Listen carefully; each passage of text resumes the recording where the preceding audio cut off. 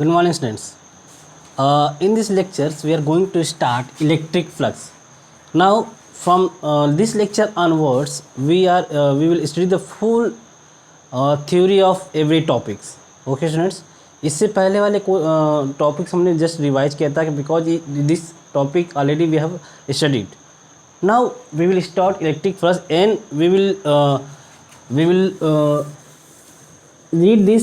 I will teach you this theory, this chapter in detail. Okay. Now electric flux. What is electric flux? Electric flux is basically number of electric field lines passing through a area. Number of electric field lines passing through area is called, number of electric field lines crossing an area, okay, called electric flux.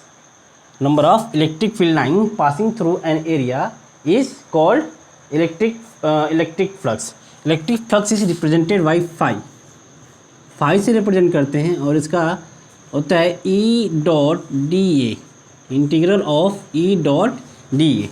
ठीक है, integral of E dot D A, where E dot D mean dot product of E vector and D A vector.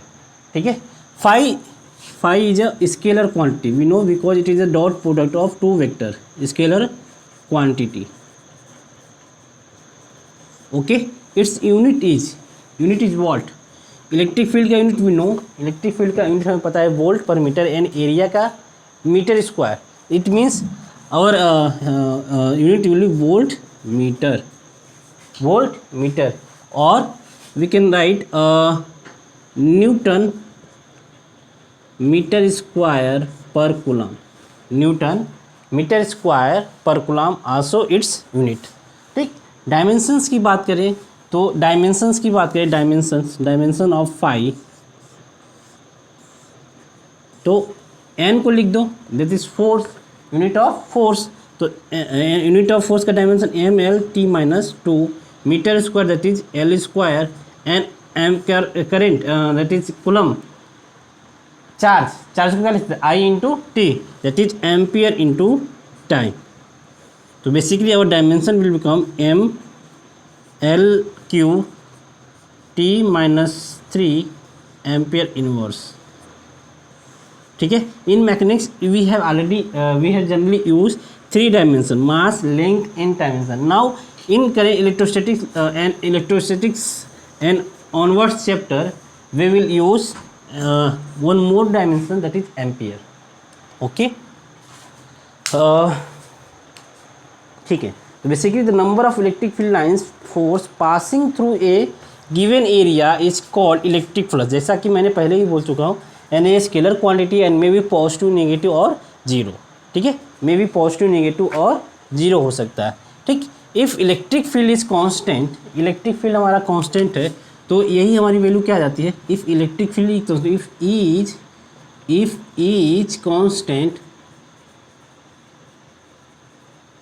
Okay, तो हम phi को लिख सकते हैं phi is equal to E dot A. When electric field is constant we can write it E is constant, तो we can write this E dot A या E mod A cos theta. E के बाद मैंने line नहीं लगाया, means mode की बात कर रहा हूँ. ए के बीच में मैंने एरो का साइन नहीं लगाया, मीन्स मैं मोड की बात कर रहा हूँ. E into cos theta, where theta is the angle between electric field vector and area vector. Electric field vector and area vector के बीच में एंगल है, दैट इज थीटा. ठीक है, नाउ तो अब इस फ्लक्स को और डिटेल में पढ़ने से पहले हम एरिया वेक्टर के बारे में थोड़ा सा पढ़ लेते हैं. ठीक है, मान लो एक ओपन सरफेस है, कोई भी ओपन सरफेस है, वो स्क्वायर हो सकता है, ट्रेंगुलर हो सकता है, सर्कुलर हो सकता है. ठीक है, कुछ भी है. तो जैसे मान लो एक सर्कुलर है, इट्स रेडियस इज आर. ठीक है, तो इसका एरिया क्या होगा, ये एरिया कितना हो जाएगा, this area is pi are square. ठीक है, ये तो हो गया एरिया के मैग्नीट्यूड की बात. अब किसी भी वेक्टर में we know that in any vector we know that area vector होता है और उसका डायरेक्शन होता है, ठीक है। तो किसी भी वेक्टर का किसी भी ओपन एरिया का अगर हम वेक्टर कैसे लिखेंगे, तो मैग्नीट्यूड इनटू डायरेक्शन। तो एरिया का डायरेक्शन क्या होगा, जो भी एरिया इस प्लेन के परपेंडिकुलर होगा। मान लो हमारे पास ऐसा कुछ प्लेन होता है, ऐसा कुछ प्लेन, ठीक। तो this will represent area vector. कोई भी वेक्टर जो इसके अलोंग हो, यूनिट वेक्टर जो इसके अलोंग हो, will represent the direction of this area vector, ठीक। चाहे इसके अलोंग हो चाहे नीचे की तरफ हो, कोई प्रॉब्लम नहीं है, चाहे ऊपर ले लो चाहे नीचे ले लो, ठीक है। मान लो हमारे पास एरिया वेक्टर कुछ ऐसा होता, एरिया इस प्लेन में होता, तो इस कोई भी वेक्टर जो इस वेक्टर की डायरेक्शन होता, कोई भी वेक्टर, कोई भी यूनिट वेक्टर जो इसके परपेंडिकुलर होता will be the direction of that area vector, ठीक है स्टूडेंट्स। जैसे इसका मान लो ये हमारा एक्स एक्सिस है, this is Y axis and this is Z axis, x Y and बाहर की तरफ जेड एक्सिस है, और ये एरिया जो है इस बोर्ड के प्लेन में है। This circular area is lie in this plane, then its area vector can be written like, area vector को हम क्या लिख सकते हैं यार, pi are square into K cap, pi are square into K cap, because this is x, this is Y and this is Z, and this circular plate is line in X Y plane. तो जो हमारा area vector हो जाएगा वो जाएगा पाई are square के cap, ठीक है।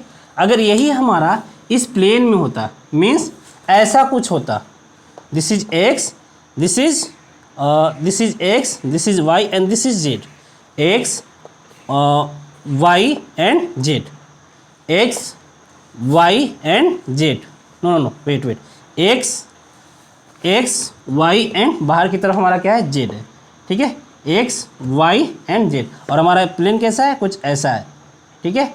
तो this vector will be normal to this plane, that means J cap vector will be normal to this plane. तो अगर हमारा उस केस में हमारा एरिया वेक्टर क्या होता है, pi are square J cap, pi are square J cap, ठीक है।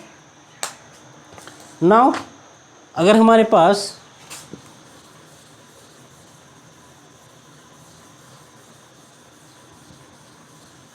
कोई पैरेललोग्राम है, we know that square is also parallelogram, rectangle is also parallelogram, ठीक है। तो हम एक पैरेललोग्राम की बात करते हैं,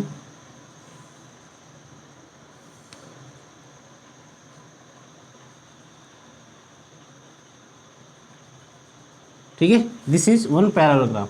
नाउ अगर मान लो हमें this vector r1 is given, this vector r2 is given, r1 and r2 is given, तो इसका एरिया वेक्टर क्या होगा, ठीक। एरिया वेक्टर क्या होगा, r1 vector is representing this vector, इस साइड का वेक्टर है r1, एंड r2 वेक्टर इस साइड का वेक्टर है, ठीक है। इस साइड को a वेक्टर रिप्रेजेंट कर रहा है और इस साइड को a वेक्टर रिप्रेजेंट कर रहा है, ठीक। तो इसका एरिया वेक्टर क्या हो जाता है, एरिया वेक्टर इज सिंपली यहाँ से हमें आ जाएगा r1 क्रॉस r2, ठीक है। r1 क्रॉस r2 हमारा क्या देगा, इसका हमें एरिया वेक्टर दे देगा, ठीक है स्टूडेंट्स।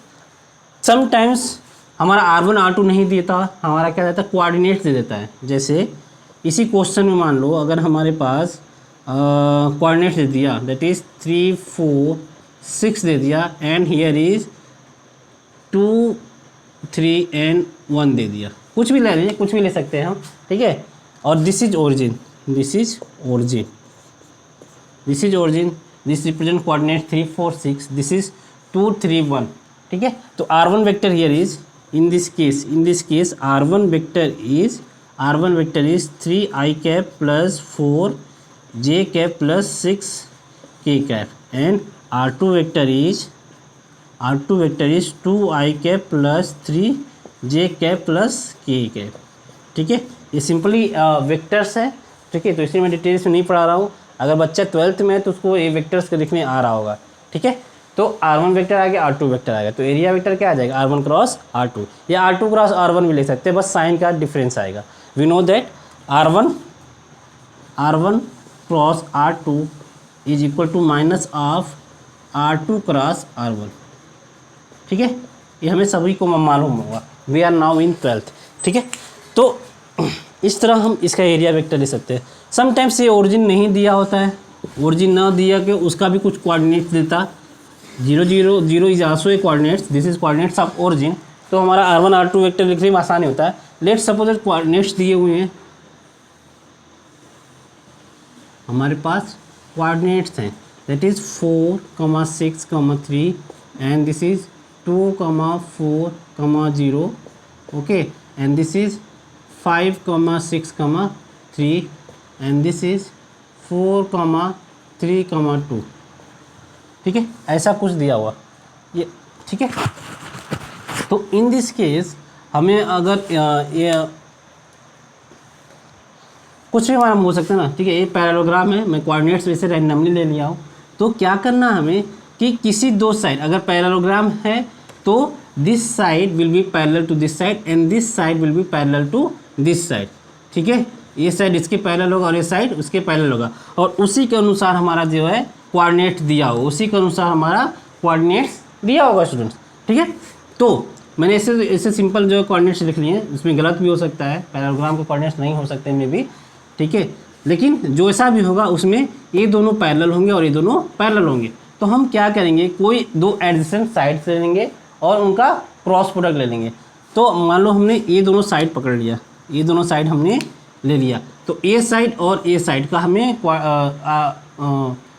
का हमें वेक्टर निकालना है स्टूडेंट्स, ठीक है। तो this let's suppose this is A, this is B, this is C and this is D, ठीक है। तो ए बी वेक्टर हमारा कैसे आएगा, A B vector is this minus this, ठीक है, that is 2 - 4 i cap plus 4 - 6 j cap plus 0 - 3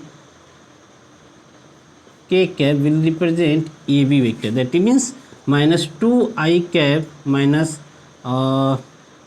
2 j cap minus 3 k cap will be side this vector will represent this side, and to find this side, that is let's suppose that this is AC vector क्या आ जाएगा, 5 - 4 i cap plus 6 - 6 j cap plus 3 - 3 k cap, that means our vector is I cap, ठीक है। तो इस तरह से हम जो है इन दोनों साइड वेक्टर्स हम निकाल लेंगे, ठीक है। साइड वेक्टर्स निकालने के बाद we simply find area vector, that is r1 cross r2, ठीक है स्टूडेंट्स। नाउ ठीक है, ये तो हो गया हमारा ओपन सरफेस के बारे में। अगर हमारा कोई ओपन सरफेस हो, ठीक है, ओपन सरफेस में सिंपल एक प्लेन हो, तो उसका हम एरिया वेक्टर कैसे निकालेंगे, ठीक है, उसका हम एरिया वेक्टर कैसे निकालेंगे ये हमने देख लिया। मान लो एक और केस आता है, उसका एरिया दिया होता है और कोई वेक्टर दिया होता है which is perpendicular to that plane. जैसे हमारे पास एक कोई भी मान लो एक स्क्वायर है और इसका एरिया दिया हुआ है, इसका एरिया दिया हुआ मान लो 6 metre square, this area is given 6 metre square, और कोई वेक्टर है जो इसके परपेंडिकुलर है, let's suppose that is a vector इस एरिया के परपेंडिकुलर है स्टूडेंट्स, ठीक है, इस एरिया के परपेंडिकुलर है। तो हमारा एरिया वेक्टर क्या हो जाएगा, एरिया वेक्टर इज यहाँ एन वेक्टर ले लो, ठीक है, n vector representing n vector is the perpendicular to this area, ठीक है। मतलब कि अगर हमारा जो स्क्वायर हो इस प्लेन में है, तो n vector will be like this, n vector होगा हमारा, ए वेक्टर रिप्रेजेंट करेगा, ठीक है। तो सबसे पहले ध्यान से देखो 1 मिनट,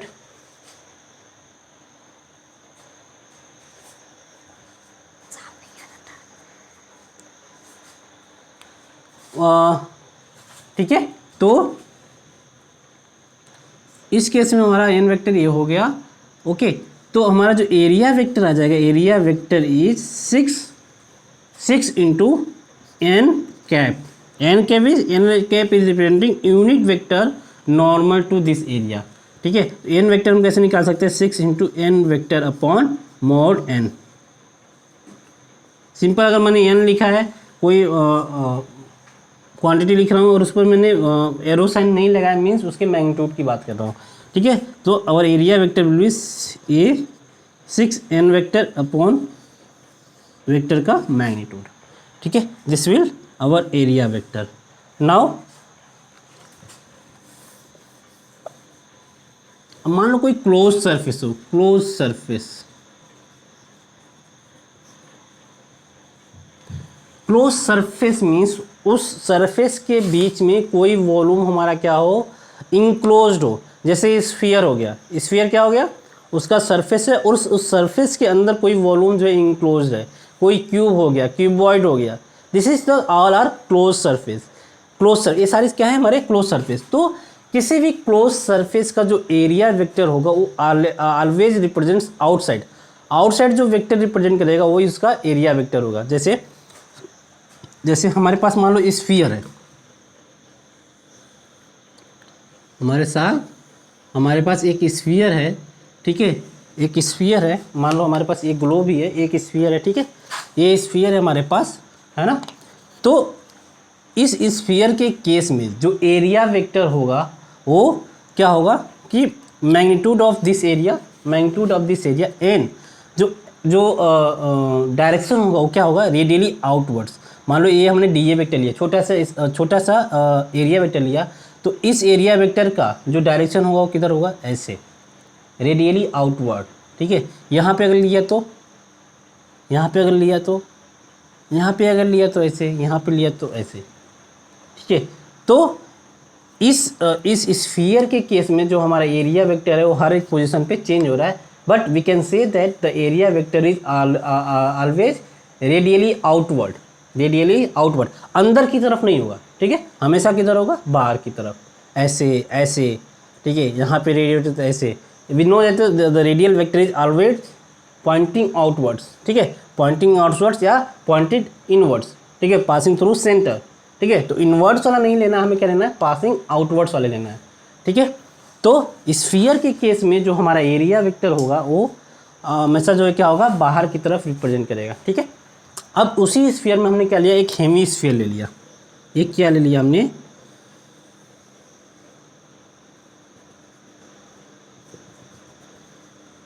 एक हमने क्या लिया, हेमी स्फीयर ले लिया, ठीक है। कुछ ऐसा हेमी स्फीयर ले रहे हैं, है ना। जैसे ये बॉल है, ये हमारे पास क्या है, बॉल है। तो इस केस में ये हमारा हम एक जो है हम क्या रिप्रेजेंट करें, एक लेके चलेंगे, हेमिस्फीयर लेके चलेंगे, ठीक है। तो इस हेमिस्फीयर के केस में क्या होगा कि ये वाला एरिया क्या होगा, प्लेन होगा, this area will be plane और this area will be curve. ये एरिया क्या होगा, हमारा कर्व सरफेस होगा, ठीक। तो इस प्लेन एरिया की अगर बात करें, तो हमारा जो एरिया वेक्टर होगा वो कुछ ऐसा होगा, magnitude of this area into aerial vector, magnitude of this area and aerial vector, ठीक है। और ये बाहर वाले सरफेस की लिए बात करें तो पॉइंटिंग आउटवर्ड्स, ठीक है। मीन्स इस केस में हमारा जो एरिया वेक्टर होगा, अगर कर्व सरफेस की बात करें तो कुछ ऐसा होगा, रेडियली आउटवर्ड ऐसे रिप्रेजेंट करेगा, ठीक है। क्योंकि अगर सेंटर है तो ये आर जो वेक्टर होगा कुछ ऐसा होगा, ठीक है। बस इस प्लेन के लिए जो हमारा एरिया वेक्टर होगा वो कुछ ऐसे होगा, ठीक है स्टूडेंट्स। तो एनी क्लोज सरफेस के लिए जो हमारा एरिया वेक्टर होगा वो हमेशा क्या होगा, पॉइंटिंग आउटवर्ड्स, ठीक। स्फीयर के केस में देख लिया, हेमिस्फीयर के केस में देख लिया, ठीक है। अब आते हैं क्यूब के बारे में।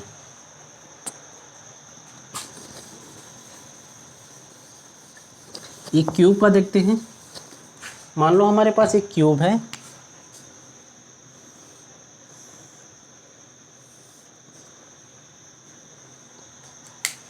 एक हमारे पास क्यूब है, ठीक है। जैसे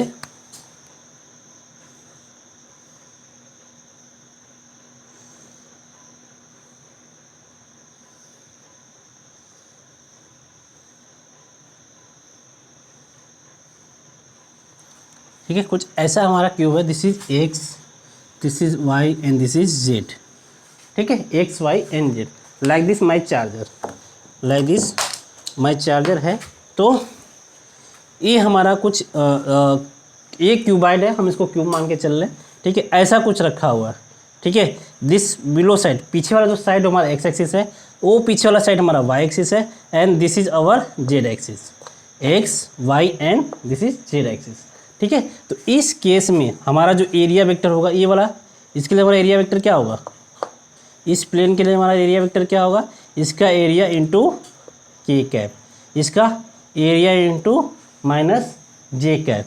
ठीक है, इसका एरिया मैग्नीट्यूड इंटू जे कैप, इसका एरिया इंटू एक्स आई कैप। ठीक है, और इसका एरिया इंटू माइनस आई कैप। ठीक है स्टूडेंट्स, तो हमेशा जो एरिया वेक्टर होगा वो इस केस में क्लोज सरफेस में आउटवर्ड्स पॉइंट करेगा स्टूडेंट्स। ठीक है, आउटवर्ड्स पॉइंट करेगा हमेशा, ये ध्यान रखना।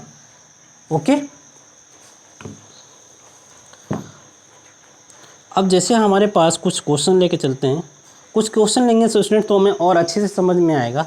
घबराने की ज़रूरत नहीं है, इनिशियल स्टेज में थोड़ा सा कम समझ में आएगा, कोई बात नहीं, कोई प्रॉब्लम नहीं है। जब हम फर्दर और क्वेश्चंस करते जाएंगे ना तो हमें चीज़ें जो है और अच्छे से समझ में आने लगेंगी स्टूडेंट्स। ठीक है, अभी ऐसे क्वेश्चंस करने में बहुत मज़ा आएगा, और ये सेम चीज़ हमें जो है मैग्नेटिज्म में काम आने वाला। ठीक है, क्योंकि वहाँ भी हम क्या करेंगे, फ्लक्स की बात करेंगे। ठीक है, तो यहाँ पर जो चीज़ तुमने समझ ली वो हमें फाइनली क्या होगा, मैग्नेटिज्म में भी काम आने वाला है, क्योंकि वहाँ पर भी हमें फ्लक्स की बात करनी है, वहाँ भी उससे रिलेटेड क्वेश्चंस होंगे। ठीक है, तो मान लो एक क्वेश्चंस करते हैं कि there is one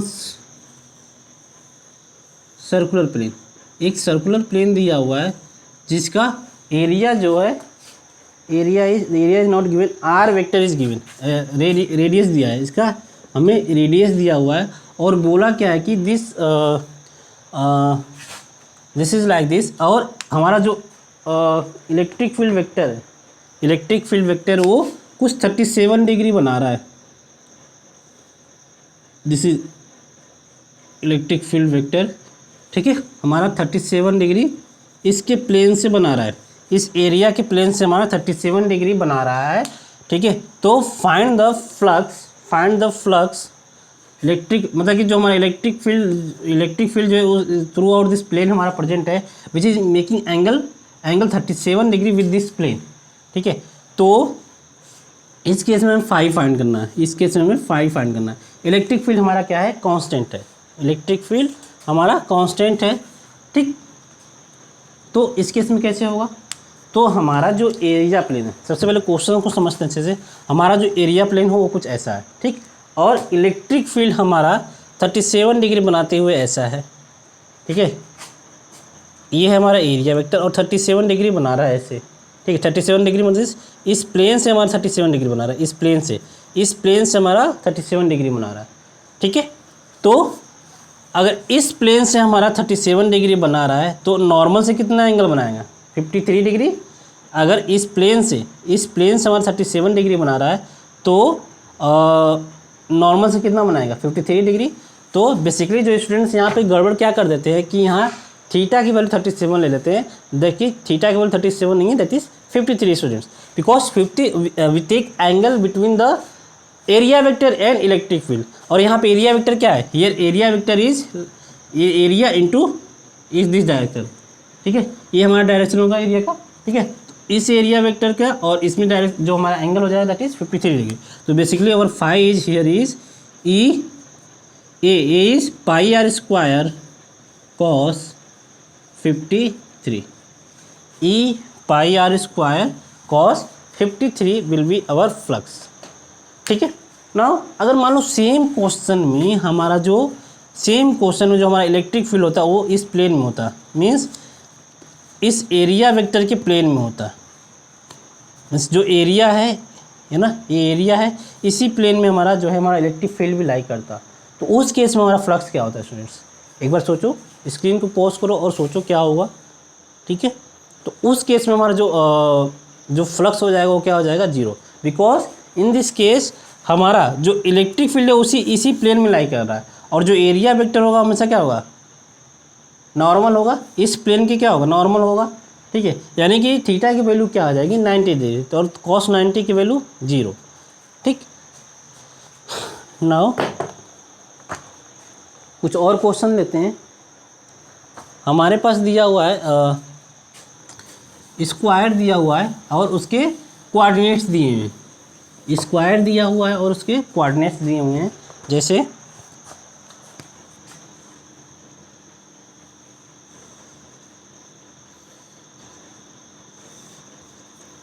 x y and z, x y and z, और इसके साइड्स दिए हुए हैं ऐसे कुछ। दिस इज एन स्क्वायर, कुछ ऐसे साइड्स दिए हुए हैं, ठीक है। ये 3D में थोड़ा सा ध्यान रखना।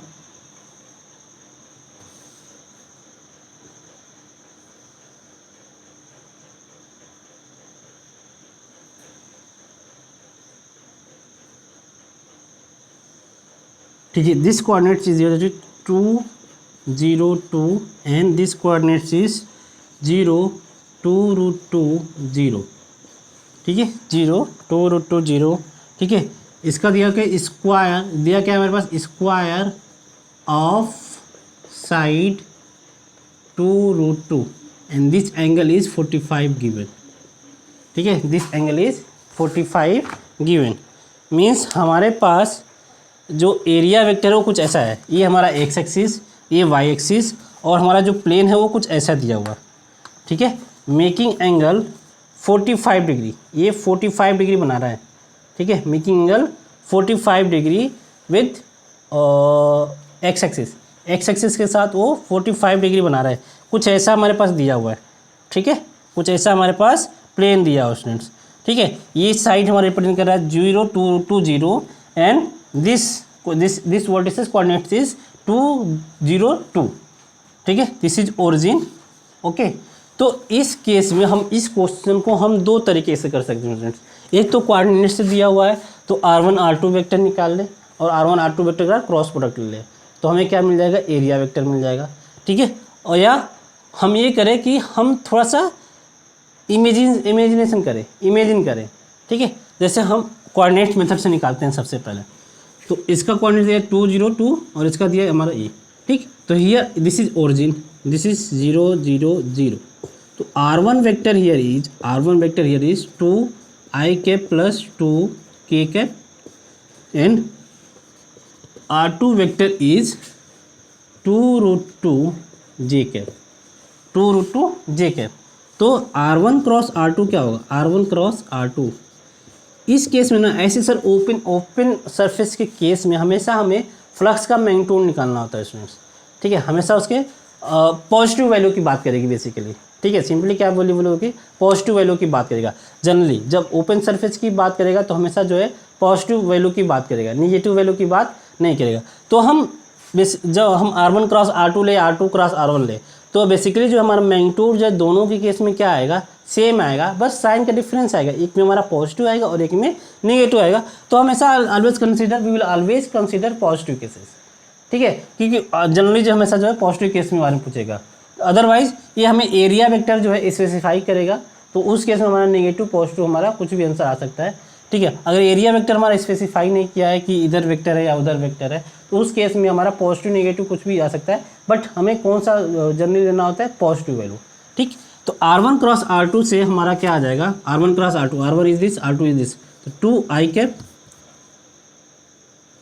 i cap plus 2 k cap cross 2 √2 j cap, ठीक है।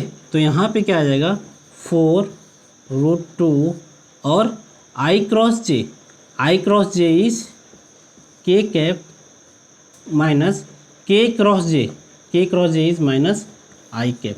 तो हमारा वेक्टर क्या आ गया, 4 √2 k माइनस i कैप, ठीक। अब हमारा इलेक्ट्रिक फील्ड वेक्टर क्या है, इलेक्ट्रिक फील्ड वेक्टर अगर मैंने इलेक्ट्रिक फील्ड हमारा दिया हुआ है, इलेक्ट्रिक फील्ड वेक्टर इज, एक क्वेश्चन का ही पार्ट है, electric field vector is 4i cap plus 3j cap minus 2k cap. Electric field दिया है, एरिया वेक्टर हमें निकालना है, ठीक है। तो बेसिकली इस क्वेश्चन में हम एरिया वेक्टर ही निकालना सीख रहे हैं, ठीक है। बाकी विदाउट प्रोडक्ट लाइन हमारा एकदम सिंपल काम है। तो हमारा एरिया वेक्टर आ गया, this is our area vector,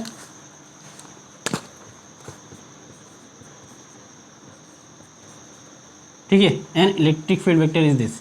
तो our flux is equal to E dot A, A dot A, that means 4i cap 4 two, this means हम ई डॉट ए लेते हैं तो E vector is 4i cap plus 3j cap minus 2k cap cross, cross नहीं dot product, dot 4√2 k cap minus i cap. ठीक, तो इस case में आ गया k i का i के साथ, k का k के साथ, बाकी j का कोई मतलब नहीं है, तो i का i के साथ आएगा, that is 16√2, 16√2, 4√2 into 4, that is minus 16√2 और k का दैट इज माइनस 8√2।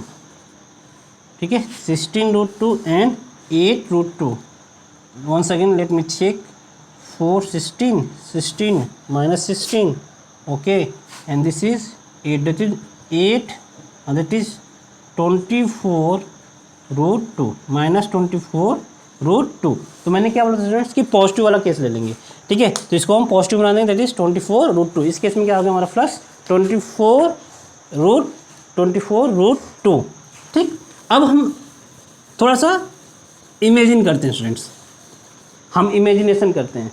ठीक है, इसका साइड वेक्टर दिया हुआ है, साइड का दिया है 2√2, साइड क्या दिया हुआ है 2√2, तो एरिया क्या हो जाएगा, एरिया हियर इज, अगर एरिया का मैग्नीट्यूड निकाले तो दैट इज 2√2 का स्क्वायर, क्योंकि किसी भी स्क्वायर का एरिया क्या होता है, साइड का मैग्नीट्यूड, मैग्नीट्यूड के साइड का, साइड के मैग्नीट्यूड का स्क्वायर। ठीक है, तो 2√2 square means that is 4, that is 8 meter square हमारा एरिया हो गया, एरिया मैग्नीट्यूड हो गया। अब हमारा वेक्टर की बात करें तो मैंने क्या बोला था कि हमारा जो वेक्टर है, जो हमारा एरिया है वो कुछ ऐसा है। ठीक है, 45 डिग्री बना रहा है विद एक्स एक्सिस के साथ 45 डिग्री बना रहा है। तो जो ये वेक्टर होगा, अगर ये हमारा ऐसे वेक्टर है, ऐसे प्लेन है, तो ये वेक्टर हमारा क्या होगा, एरिया वेक्टर होगा। ठीक है, ये वेक्टर हमारा क्या होगा, एरिया वेक्टर होगा, यानी कि जो ए वेक्टर होगा वो हमारा एरिया वेक्टर रिप्रेजेंट कर रहा है, which is also making 45 degree with x axis के साथ 45 डिग्री बना रहा होगा। ठीक,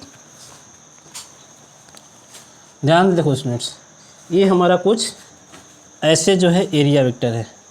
ठीक है, ऐसे कुछ एरिया वेक्टर है, ऐसे कुछ एरिया वेक्टर है। ठीक, थोड़ा सा इमेजिन करना है स्टूडेंट्स। तो ये क्या है, 45 डिग्री एक्स एक्सिस के साथ और 45 डिग्री जेड एक्सिस के साथ बना रहा है। ठीक है, ये प्लेन जो है 45 डिग्री एक्स एक्सिस के साथ और 45 डिग्री जेड एक्सिस के साथ भी बना रहा है। अगर इसको हम जेड एक्सिस को एक्सटेंड करें तो ये एंगल भी क्या होगा, 45 डिग्री। मीन्स जो हमारा यूनिट वेक्टर होगा एरिया के लॉन्ग, यूनिट वेक्टर होगा which is perpendicular to this plane, that will be equal to i cap minus k cap upon √2, i cap minus k cap, क्योंकि पॉजिटिव एक्सिस और minus z axis के लॉन्ग है, तो हमारा एरिया वेक्टर हो जाएगा minus i cap minus k के अपॉन √2। तो ये जो हमारा n कैप आ गया, ये क्या आ गया हमारा n कैप। तो basically our area vector is 8i cap minus k cap upon √2, that is 4√2 i cap minus k cap. तो हमारा इलेक्ट्रिक फील्ड वेक्टर क्या, फ्लक्स क्या आ जाएगा, फ्लक्स इज ई डॉट ए। देखो एरिया वेक्टर यहाँ और यहाँ केस में दोनों में क्या निकला है, सेम निकला है, बस डायरेक्शन का बस थोड़ा सा माइनस का एक्सिस है, माइनस का डिफरेंस है। ठीक है, माइनस का, यहाँ पे भी R2 क्रॉस R1 करते तो हमारा सेम आता। ठीक है, तो मैंने बोला था क्या कि माइनस भी आए तो हमें कोई डरने की बात नहीं है, उसका हमें पॉजिटिव वैल्यू कंसीडर करना है। ठीक है, तो यहाँ पे हमारा पॉजिटिव वैल्यू आ जाएगा, तो हमारा जो आंसर क्या आ जाएगा दोनों के केस में हमारा आएगा 24√2। दोनों के केस में हमारा एरिया जो फ्लक्स आएगा वो आ जाएगा 24√2। ठीक है ना, कुछ और क्वेश्चंस लेते हैं।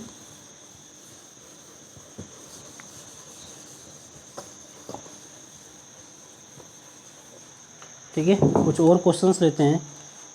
हमारे पास एक क्यूब है, electric field is given as E vector is E0 i cap. E vector is given E naught I cap, मतलब कि हमारा इलेक्ट्रिक फील्ड जो है कांस्टेंट है और एक्स एक्सिस के अलॉन्ग है, और जो हमारा क्यूब है वो कुछ ऐसा रखा हुआ है, प्रीवियसली जैसा मैंने बनाया था ना क्यूब, ऐसे ही रखा हुआ है। दिस इज, ये हमारा एक्स हो गया, this is x Y and Z, x Y and z. तो हमारा जो क्यूब है कुछ ऐसे रखा हुआ है,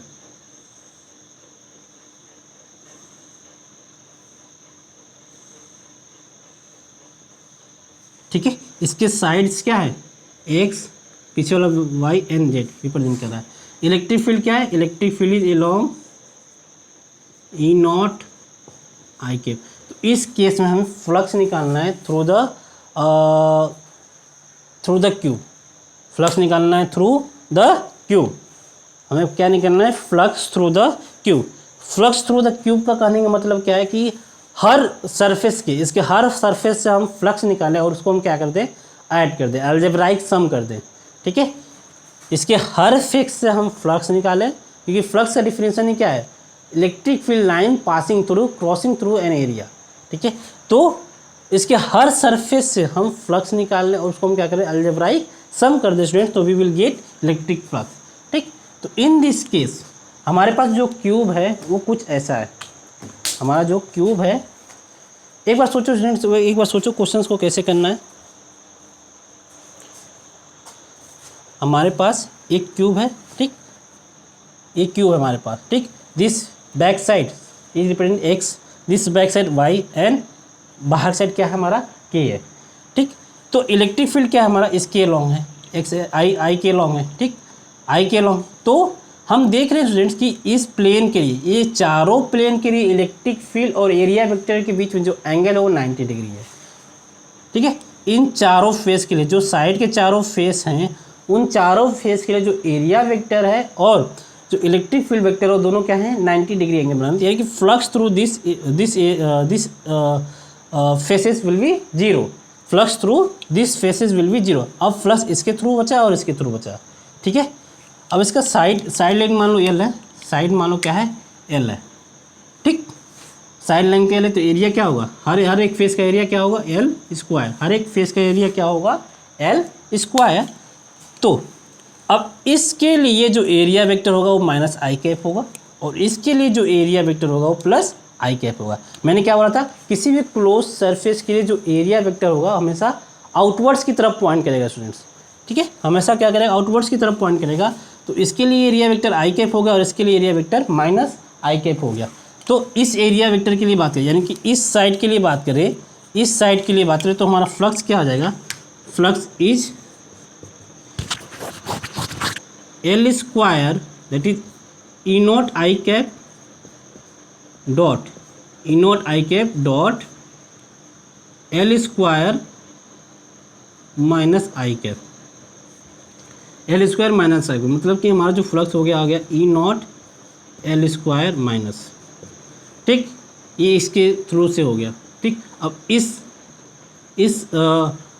फेस की बात करें तो phi is here is E naught I cap, क्योंकि इलेक्ट्रिक फील्ड का वेक्टर हमारा सेम रहेगा, चेंज क्या होगा, फेस का vector L square I cap. तो इस केस में क्या हो जाएगा, ई नॉट एल स्क्वायर, ठीक, ई नॉट एल स्क्वायर। तो दोनों का समेशन करें तो हमारा फ्लक्स क्या आ जाएगा, फाइव नेट इज जीरो, ठीक है, बिकॉज एक से हमारा इलेक्ट्रिक फील्ड इंटर कर रहा है, इलेक्ट्रिक फील्ड लाइन्स इंटर कर रहे हैं, और दूसरे से इलेक्ट्रिक फील्ड लाइन्स बाहर आ रहा है, ठीक है। तो किसी भी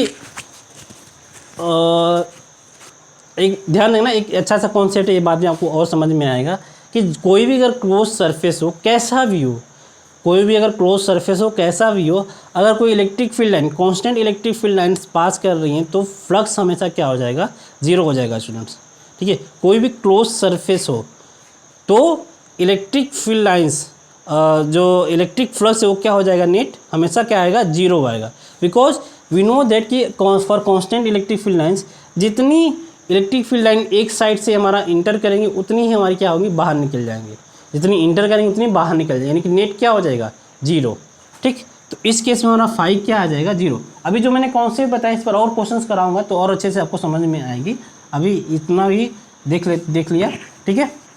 नेक्स्ट क्लास में हम जो है और क्वेश्चन डिस्कस करेंगे और इसको और अच्छे से समझने की कोशिश करेंगे स्टूडेंट्स। ठीक है, thanks for today class, thank you.